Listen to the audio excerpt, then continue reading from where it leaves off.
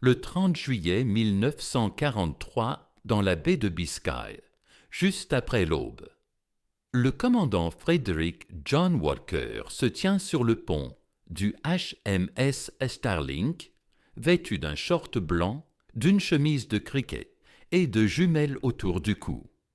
Son navire fait partie d'un groupe de 6 sloops britanniques à la poursuite des U-boats allemands dans des eaux que la Kriegsmarine estime siennes. Le deuxième groupe de soutien est en mer depuis des semaines. Walker a à peine dormi. Il se nourrit de sandwichs au corned beef et de cacao, et son équipage plaisante en disant qu'il peut flairer un U-boat à 20 milles. À 8h10, l'opérateur radio signale 3 contacts en surface, filant vers le sud-ouest à grande vitesse. Walker saisit ses jumelles. 3 sous-marins. 2 d'entre eux sont les gros modèles, des types 14, les imposants ravitailleurs qui alimentent en carburant les meutes de loups. S'il parvient à les couler, il affamera la moitié des U-boats dans l'Atlantique. Il ordonne à son groupe la poursuite générale. Les 6 sloops accélèrent et foncent. Les U-boats les aperçoivent et plongent en urgence. Mais les canons du Starling tirent déjà, endommageant l'U-462 avant qu'elle ne s'enfonce. Elle reste en surface, incapable de plonger. Les navires de Walker convergent. Des charges de profondeur explosent autour d'elle. L'U-462 refait surface une dernière fois, son équipage se précipitant sur le pont. Le Starling et le Wild Goose la mitraillent de coups de canon jusqu'à ce qu'elle coule. À 12 milles de là, l'U-504 émerge également, grièvement touché. Les bâtiments de Walker l'achèvent. Le 3e sous-marin, l'U-461, boite vers l'est, endommagé et lent. Un hydravion Sunderland australien la repère et largue des charges de profondeur. Elle sombre avec tout son équipage. 3 sous-marins anéantis en une seule matinée. La baie de Biscaye est teinte de rouge. Lorsque les navires de Walker rentrent à la Gladstone Dock de Liverpool, les quais sont bordés de foule en liesse. Pour descendre, le premier lord de l'amirauté en personne attend sur le quai. Walker descend du Starling, épuisé, le visage marqué par le sel et l'insomnie. Un officier d'état-major l'intercepte avant qu'il ne rejoigne sa femme. L'officier lui tend un télégramme. Walker le lit en silence. Son fils aîné, l'aspirant de vaisseau Timothy Walker, est mort. Le HMS Pathfinder a sombré en Méditerranée. Aucun survivant. Walker replie le télégramme, le glisse dans sa poche et se présente à l'amiral. Des questions sur la patrouille, des détails techniques, des confirmations de torpillage. Il répond à tout. Il ne parle pas de son fils. Voici le capitaine Frederick John Walker. La Royal Navy l'avait jugé dénué de qualité de commandement. On l'avait écarté des promotions. On l'avait relégué à des postes sans avenir. On l'avait presque poussé à la retraite anticipée. Puis, la guerre est arrivée, et il est devenu le chasseur de sous-marins le plus redoutable de l'histoire. 20 U-boats confirmés, coulés sous son commandement direct, plus que tout autre officier allié. Il a inventé les tactiques qui ont remporté la bataille de l'Atlantique. Il s'est littéralement tué à la tâche pour traquer l'ennemi, mais la marine a failli le rejeter. C'est l'histoire de l'homme qu'ils ont écarté et qui a sauvé la Grande-Bretagne. Frederick John Walker naît le 3 juin 1896 à Plymouth, en Angleterre. Son père, Frederick Murray Walker, est un commandant de la Royal Navy. Sa mère, Lucy Selena Scriven, appartient à une famille honorable. Le jeune Frédéric, que tout le monde surnommera Johnny d'après le whisky, grandit dans un foyer naval où le service est tout et la tradition est loi. En 1909, à 13 ans, il intègre le Royal Naval College d'Osborne, sur l'île de Wight, avant de passer à Dartmouth. Il se distingue. Il termine 4e de sa promotion en avril 1913. Il remporte la King's Medal pour ses résultats académiques. Il boxe, il joue au rugby. Ses instructeurs le décrivent comme un jeune officier prometteur, doté d'aptitudes exceptionnelles. Le 15 janvier 1914, l'aspirant de vaisseau Walker reçoit sa première affectation sur le HMS Ajax, un cuirassé de la 2e escadre de bataille. Il a 17 ans. 8 mois plus tard, la Grande-Bretagne déclare la guerre à l'Allemagne. Walker sert pendant la Première Guerre mondiale sur des destroyers, le HMS Mermaid en 1916, le HMS Sarpedon en 1917. Il est promu lieutenant en août 1917, à 21 ans. Il escorte des convois. Il participe à des patrouilles anti-sous-marines. Il mesure l'impuissance à protéger des navires marchands d'un adversaire invisible, intraçable et insaisissable. La guerre s'achève. Walker a réchappé. Il épouse Jessica Eileen Ryder Stewart à une date que les archives ne précisent pas. Au début des années 1920, ils auront 3 fils et une fille. Il chérit sa famille. Il leur écrit des lettres depuis la mer, évoquant des affaires domestiques, des jardins, son désir de retraite. Mais la retraite est encore loin. En 1924, la Royal Navy crée le HMS Osprey, la nouvelle école de formation à la guerre anti-sous-marine, sur l'île de Portland. Walker s'y porte volontaire. C'est là que sa carrière s'écarte de celle de ses pairs. Dans la Royal Navy des années 1920 et 1930, la lutte anti-sous-marine n'a rien de prestigieux. Ce n'est pas une voie vers l'avancement. Les officiers qui progressent sont des spécialistes en artillerie, des experts en torpilles, des hommes commandant des croiseurs et des cuirassés.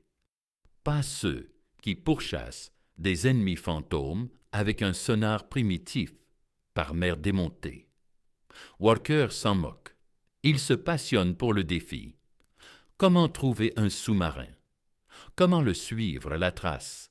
Comment l'éliminer avant qu'il ne vous anéantisse? Il se plonge dans l'étude des tactiques. Il organise des simulations. Il élabore des théories que l'amiral refuse d'écouter.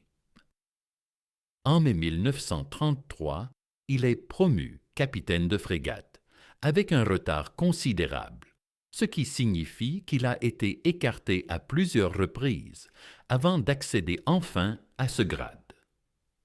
Il prend le commandement du HMS Shikari, un destroyer de la Première Guerre mondiale. En décembre 1933, on lui confie le HMS Falmouth, un sloop de la classe Shawam stationné en Chine. C'est là que tout déraille. Walker déteste Hong Kong. Il exècre les tâches protocolaires. Il abomine d'être le yacht de l'amiral, ce navire qui transporte les officiers supérieurs et organise des réceptions diplomatiques. Il exprime sans détour son mécontentement. Il demande des mutations vers des bâtiments plus modestes, des missions de patrouille, n'importe quoi pourvu que ce soit un vrai boulot au lieu de faire le chauffeur. Ses rapports d'évaluation de cette époque sont cinglants. Ses supérieurs soulignent son absence de qualité de commandement. Ils le qualifient de difficile, de franc-parleur, d'inapte aux responsabilités élevées. Ses avis le poursuivent pendant des années. En avril 1937, il est rappelé en Grande-Bretagne et nommé commandant expérimental au HMS Osprey, l'école anti-sous-marine. C'est un poste technique, sans commandement réel, le genre d'affectation qu'on réserve à un officier dont la carrière patine. Walker a 41 ans. Il n'a pas été promu depuis 1933. Il se retrouve distancé par ses pairs. Puis, en septembre 1939, l'Allemagne envahit la Pologne. La Grande-Bretagne déclare la guerre le 3 septembre 1939. La Royal Navy manque cruellement de spécialistes anti-sous-marins. Walker est l'un des rares officiers à avoir consacré des années à cette question. En tant que commandant expérimental au principal centre de formation ASW, il devrait être précieux. Au lieu de cela, on le nomme officier d'état-major opérationnel auprès du vice-amiral Sertram Ramsay. Un emploi de bureau axé sur la planification et la coordination, sans aucun commandement. Depuis Douvres, Walker observe la guerre se dérouler. Pontypridd. Dans les 3 premiers mois, les sous-marins allemands coulent en plus de 400 000 tonnes de navires marchands, pour la perte de seulement 9 U-boats. Le rapport est désastreux. La Grande-Bretagne est asphyxiée. En juin 1940, la Royal Navy perd des navires pour évacuer la British Expeditionary Force de Dunkerque. Ce même mois, les U-boats envoient par le fond près de 600 000 tonnes supplémentaires. À ce rythme, la flotte marchande sera anéantie. Dans 2 ans, la Grande-Bretagne mourra de faim. Walker regorge d'idées. Protection agressive des convois, tactique de groupe coordonnée, code d'attaque prédéfini, chasse aux U-boats plutôt que simple défense des navires. Il rédige des rapports, il soumet des propositions. L'amirauté acquiesce poliment et les range dans un tiroir. On ne lui confie aucun commandement. Les mois s'écoulent. D'autres officiers, plus jeunes, moins expérimentés, reçoivent des groupes d'escorte. Walker reste cloué à son bureau. Ses rapports d'évaluation continuent de le hanter avec cette formule récurrente sur son manque de qualité de leadership. L'expression le colle comme une malédiction. À la mi-1941, la Grande-Bretagne perd la bataille de l'Atlantique. Le Premier ministre Winston Churchill écrira plus tard: « La seule chose qui m'ait vraiment effrayé pendant la guerre fut le péril des U-boats. » En octobre 1941, quelqu'un décide enfin de parier sur Walker. On lui donne le commandement du HMS Stock, un sloop de 1200 tonnes de la classe Bitten Class. Plus crucial encore, il reçoit le commandement du 36e groupe d'escorte, composé de 2 sloops, Stock et Deptford, et de 7 corvettes, des petits navires, lents mais les siens. Walker a 45 ans. C'est son premier commandement en temps de combat, et il n'a qu'une occasion de démontrer que ses idées tiennent la route. S'il échoue, sa carrière s'achève. Walker entraîne son groupe sans relâche, que ce soit aux installations côtières ou en mer. Punamed. Il leur inculque son système de code prédéfini, des signaux simples permettant aux navires de synchroniser leurs attaques sans longue transmission radio. Il leur apprend à collaborer, à maintenir le contact sonar avec un U-boat, pendant que d'autres se positionnent pour l'anéantir. La doctrine officielle de l'amirauté affirme: le rôle d'une escorte de convoi est de mener celui-ci de A à B avec un minimum de pertes. La doctrine de Walker proclame: l'objectif est de détruire les U-boats. en particulier ceux qui menacent nos convois. La nuance est essentielle. En novembre 1941, Walker emmène son groupe à Gibraltar avec le convoi OG-76. Lors des exercices sur place, sa corvette HMS Marigold coule l'U-433. C'est la première victoire du 36e groupe d'escorte. Walker intensifie les entraînements. Le 14 décembre 1941, le convoi HG-76 appareille de Gibraltar à destination de Liverpool.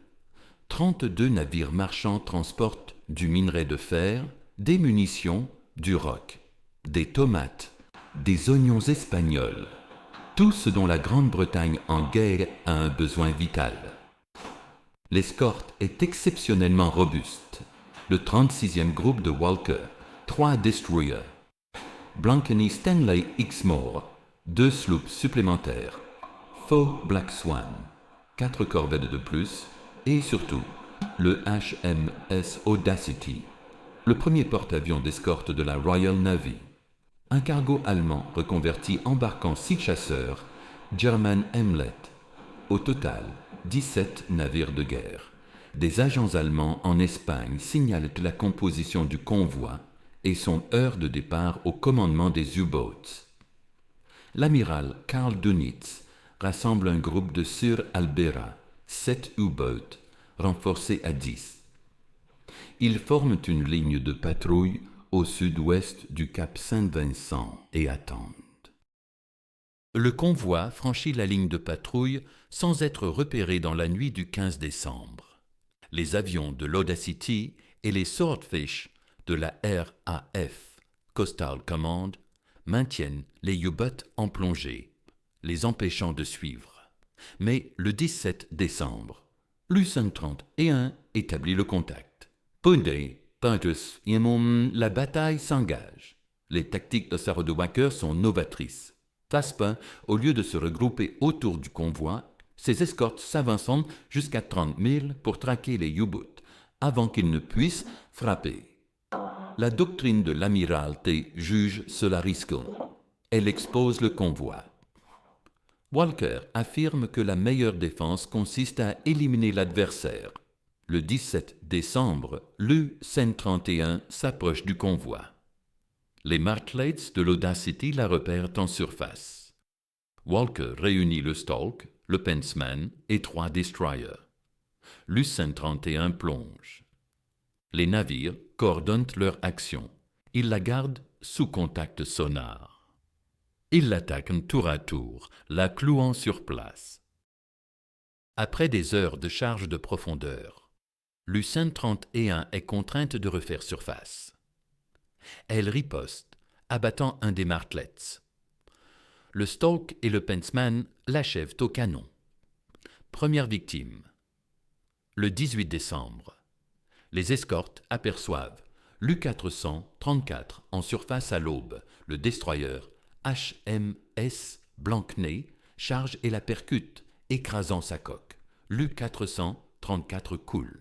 Le Blankeny est endommagé et doit rentrer à Gibraltar. Deuxième victime, les U-boats Persistent. Le destroyer HMS Stanley détecte l'U-574 à l'arrière du convoi. Dans la nuit du 18 décembre, elle engage le combat. L'U-574 contre-attaque, torpillant le Stanley. Le destroyer sombre avec de lourdes pertes humaines. Mais le navire de Walker, le HMS Stock, aperçut les explosions et approche déjà.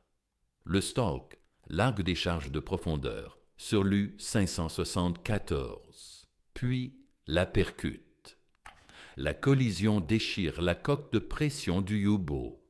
Elle émerge. L'équipage se rue sur le pont. Les canons du Stalk tirent. L'U-574 sombre. Troisième victime. La doctrine de l'Amirauté aurait prescrit le retrait après ses pertes. Walker poursuit la chasse. Le 21 décembre, Le convoi se trouve à 600 milles de la Grande-Bretagne. Seuls 3 U-boats maintiennent le Queensland à l'effet contact. U-567, U-71, U-751. L'un d'eux est commandé par Engelbert Endres, le troisième meilleur as des U-boats dans la Kriegsmarine. Dönitz ordonne l'assaut final. Cette nuit-là, l'U-567 torpille le navire marchand Anavor. Il coule. Peu après, Andras vise le HMS Audacity, le porte-avions d'escorte zigzag à l'arrière du convoi sans ses destroyers.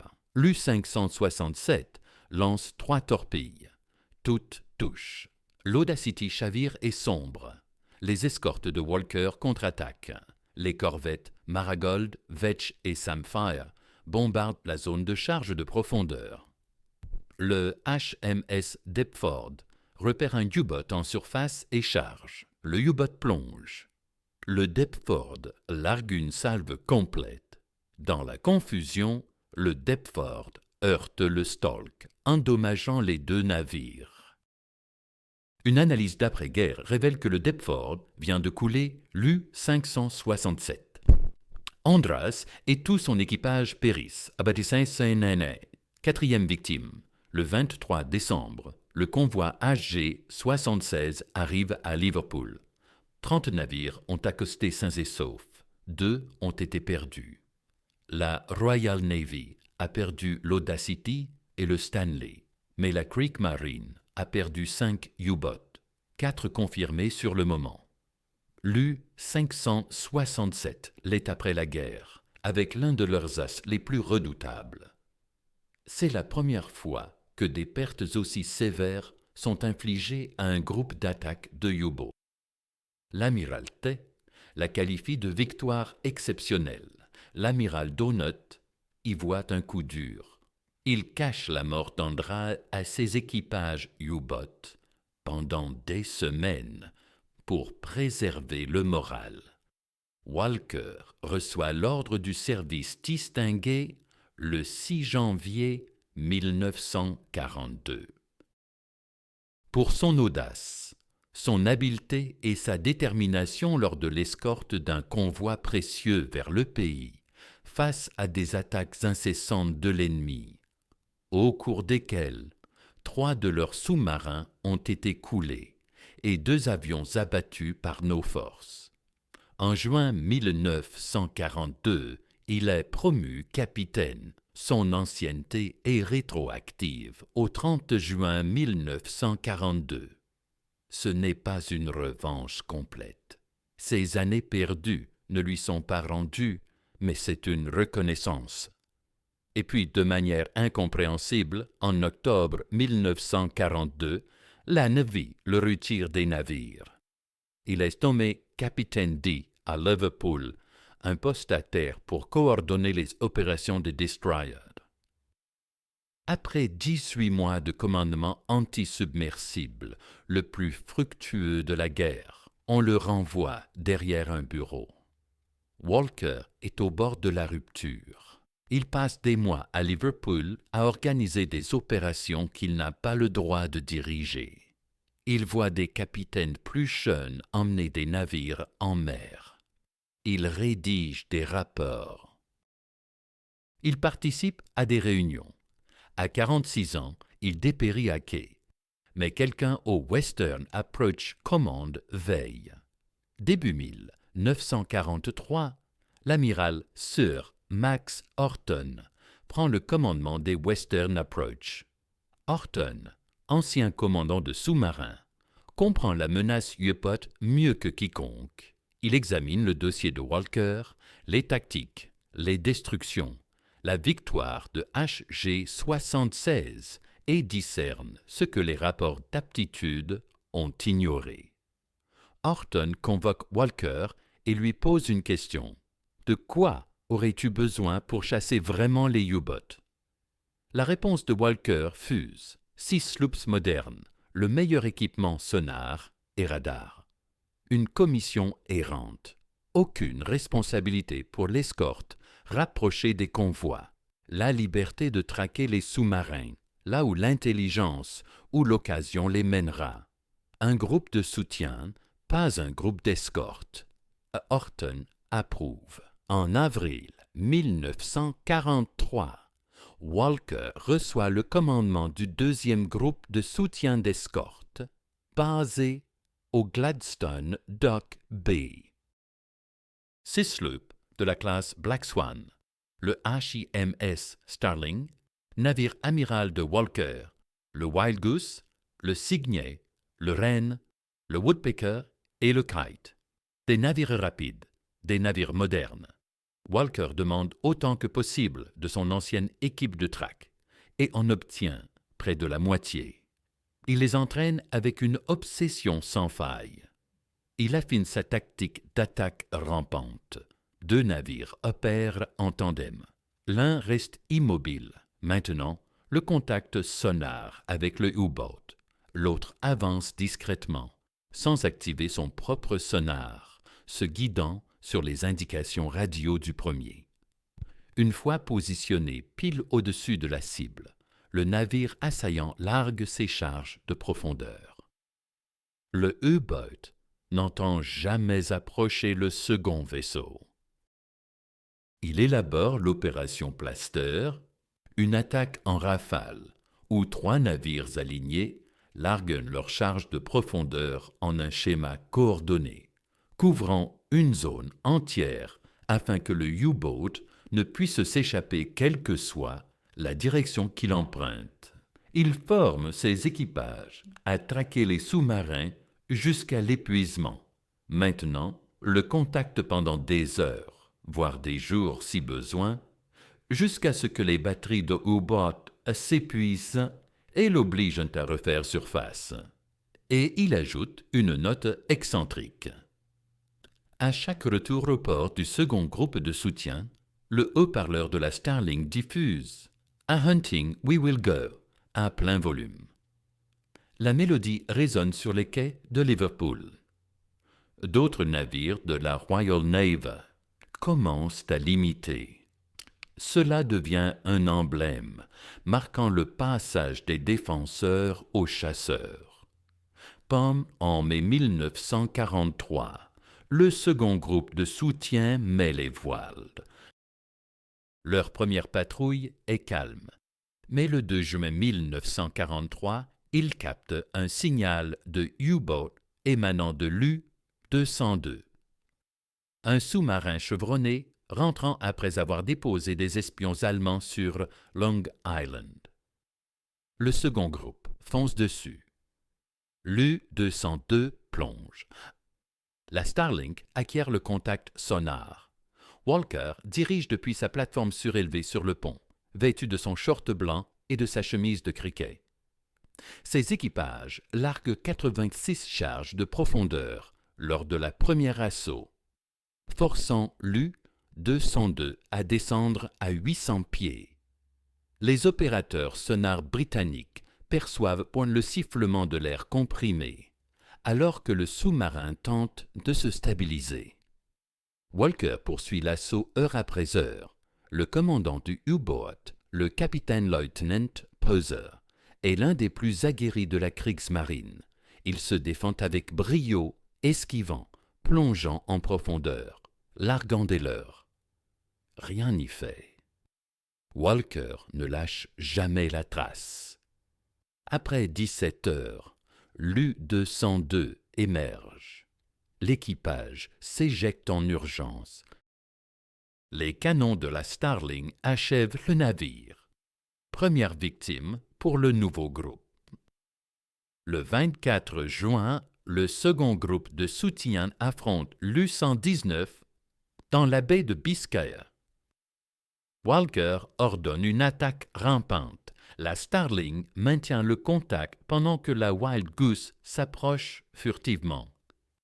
Charge de profondeur, l'U-119 refait surface. La Starling l'éperonne, écrasant son avant. L'U-119 coule. Le navire de Walker est endommagé et doit regagner le port. Walker refuse de l'accompagner. Il transfère sa marque sur la Wild Goose et reste avec le groupe. Le même jour, il coule l'U-449, 2 U-boats en une journée. Le 30 juillet 1943, le groupe intercepte 3 U-boats en surface. L'action relatée dans l'ouverture froide. Il coule l'U-462, l'U-504 et participent à la destruction de l'U-461 par un Sunderland australien. 3 sous-marins anéantis en une matinée. Walker rentre à Liverpool en triomphe. Des foules bordent Pawley Quay. Le premier lord de l'amirauté est là pour l'accueillir et l'officier d'état-major lui remet le télégramme concernant son fils. Le sub-lieutenant Timothy Walker servait sur le HMS Parthian, un sous-marin de classe Parthian. Elle avait quitté Malte le 22 juillet 1943 pour une patrouille dans l'Adriatique méridional. Elle fut signalée le 6 août pour quitter sa zone et se diriger vers Beyrouth. Elle n'a jamais accusé réception. Elle n'est jamais arrivée. 65 hommes disparus, dont l'aîné de Walker. Cause probable, une mine navale, près de Brindisi. Walker glisse le télégramme dans sa poche et reprend le travail. En novembre 1943, le second groupe de soutien coule l'U-226 et l'U-842 lors des opérations autour du convoi HX-264. En janvier 1944, Walker emmène son groupe en mer pour ce qui deviendra la patrouille anti-sous-marine la plus dévastatrice de toute la guerre. La mission dure 27 jours, du 30 et 1 janvier au 26 février 1944. Pendant cette période, 12 grands convois atlantiques atteignent sains et saufs leur destination, et le groupe de Walker anéantit 6 U-boats. Monsters Day. Le 31 janvier 1944, le HMS Wild Goose détecte l'U-592 au sud-ouest de l'Irlande. Walker dirige une attaque rampante. La Wild Goose et la McBean collaborent. L'U-592 est vite détruite. Le 9 février 1944 marque le jour où Walker se surpasse. À 6h15, la Wild Goose repère un U-boat à 10 miles du convoi HX-47 en route vers la maison. Walker ordonne à la Starling de la rejoindre. Elles lancent une attaque rampante sur l'U-734 qui se prolonge 3h25. Charge après charge de profondeur. Le commandant du U-boat est habile et tenace. Walker l'est encore plus. À 9h40, l'U-734 émerge. Le tir d'artillerie l'achève. Presque au même moment, à 6h, le HMS Kite aperçoit l'U-238 surgissant du brouillard à 800 yards. L'U-238 plonge sur le champ. La Kite le pourchasse. La traque s'étire sur des heures. La Kite épuise presque toutes ses charges de profondeur. Le U-boat est insaisissable, bien manœuvré. Puis la Starling et la Wild Goose arrivent de leur victoire précédente. Walker dirige la Magpie dans une attaque rampante. Salves de Hedgehog, charge de profondeur. L'U-238 est anéanti. Pendant ce temps, à 6h20, le HMS Woodpecker et le Wren ont détecté l'U-762. Ils entament leur propre attaque rampante. La Starling achève l'U-238 et file les rejoindre. Ironiquement, le même navire qui l'a enseveli deviendrait plus tard célèbre, comme celui évoqué dans le poème de Longfellow sur le naufrage et la perte. Walker est inhumé en mer dans la baie de Liverpool. Il obtient une mention posthume aux Dépêches le 1er août 1944 pour ses actions contre l'U-473. Le bilan final est impressionnant. Les navires du capitaine Frederick John Walker ont coulé au moins 20 U-boots, confirmés sous ses ordres. Certaines sources en comptent jusqu'à 23 avec les victoires partagées, en incluant les probables. Le seul deuxième groupe de soutien a détruit 23 U-boots sur l'ensemble de son service en temps de guerre, dont 15 sous le commandement de Walker. Le HMS Starling, navire amiral de Walker, a participé à la destruction de 14 U-boots, plus que tout autre bâtiment isolé de n'importe quelle nation dans n'importe quel conflit. Sa tactique d'attaque rampante a été adoptée par toute la Royal Navy et enseignée dans chaque école anti-sous-marin. Elle est restée en usage tout au long de la bataille de l'Atlantique. Aucun U-boat n'a jamais survécu une fois repéré par le sonar du deuxième groupe de soutien de Walker. Il pourchassait jusqu'à la mort. Après la guerre, l'amiral Sir Max Horton déclara « Walker valait une douzaine de capital ships ». Le maréchal de champ Bernard Montgomery affirma « Si l'armée avait eu une douzaine de Walker, nous aurions gagné la guerre en moitié moins de temps. » L'amiral, qui l'avait jugé dénué de qualité de commandement, avait rétroactivement avancé son ancien œil 2 fois pour compenser les années perdues. Mais la reconnaissance arrivait trop tard.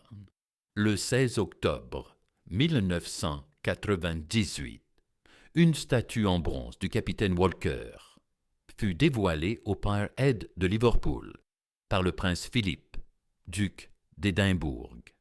Sculptée par l'artiste liverpoolien Tom Murphy, elle représente Walker avançant d'un pas déterminé, jumelles en main, scrutant la rivière Mersey en direction de l'Atlantique, où il s'est battu. La statue fut financée par l'Association des anciens garçons du capitaine Walker. Les vétérans qui l'avaient servi et ne l'ont jamais oublié. À l'hôtel de ville de Liverpool, une exposition permanente sauvegarde son héritage. Des enregistrements de bataille de ses navires. Les pavillons du signal General Chase, qu'il utilisait pour lancer la chasse le 30 juillet 1943. La cloche du HMS Starling, qui sonne pour ouvrir les réunions du Conseil.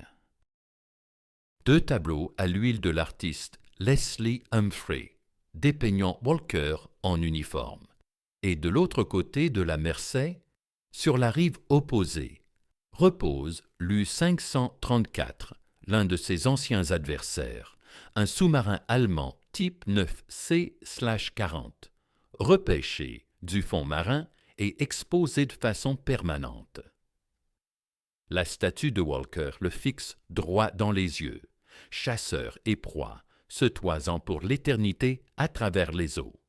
La bataille de l'Atlantique fut la campagne militaire continue la plus longue de la Seconde Guerre mondiale, de septembre 1939 à mai 1945. Plus de 3500 navires marchands ont été coulés. Plus de 36 000 marins alliés marchands ont péri. Plus de 783 U-boots ont été détruits sur environ 1200 construits. Plus de 30 000 sous-mariniers allemands ont été tués, avec un taux de casualty de 75%, le plus élevé de toute branche militaire dans le conflit.